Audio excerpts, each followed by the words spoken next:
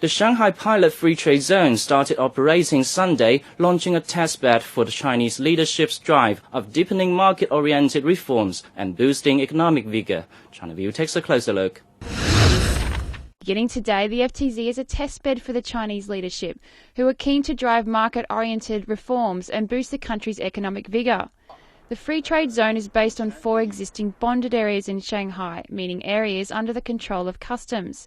A joint venture between Best TV and Microsoft is the first company to set up in the free trade zone, tapping into the entertainment industry. Citibank China and Development Bank of Singapore China have also been given the green light to set up sub-branches here. A free trade zone is an area within which goods may be imported, handled, manufactured and exported without the intervention of customs authorities. It's different from a free trade area, which is a trade bloc whose member countries agree to eliminate tariffs and import quotas. Examples include the ASEAN-China Free Trade Agreement or the North American Free Trade Agreement. Shanghai's FTZ's blueprint will introduce 3 changes. Customs in the Shanghai Free Trade Zone will be able to conduct instant checks on the origin and destination of goods using a tracking system. The checks will be done in as little as 15 minutes. In the past, we had to give green light by paper and then by computer. It will save the clearance time and our cost.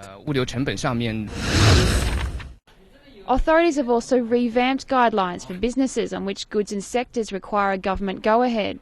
It means foreign investors can begin setting up their businesses before getting government approval, as long as they formalise arrangements later. It's considered a highlight of the FTZ.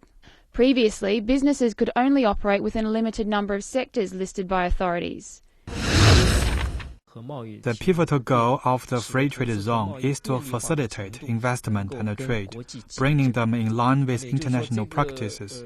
Such a market is rather free and open. It requires a free financial sector.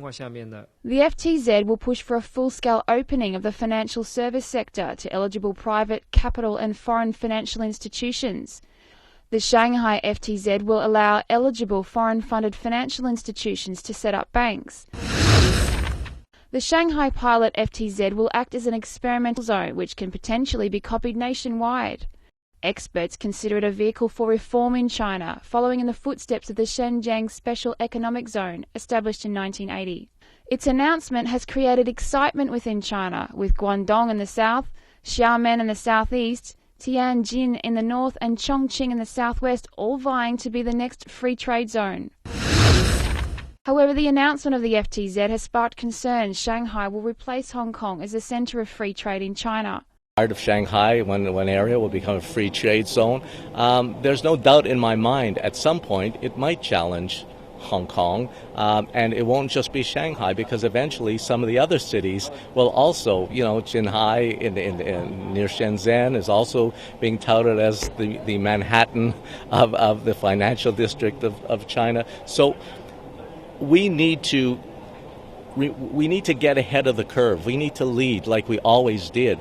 Chinese Commerce Ministry spokesperson Shen Danyang described the worry as unnecessary, saying competitiveness between the 2 cities is limited. Statistics show Shanghai still lags far behind other financial centres like Hong Kong and Singapore in regional headquarter numbers, ease of trade, market access, transport and tax policies. Sun Lijiang, economics professor with Fudang University, says Shanghai cannot challenge Hong Kong in the short term. He says given time, Shanghai will improve its service status within free trade markets, proving itself to be a formidable competitor with Hong Kong. An economist Huang Zimin claims China is economically big enough to hold 2 free ports.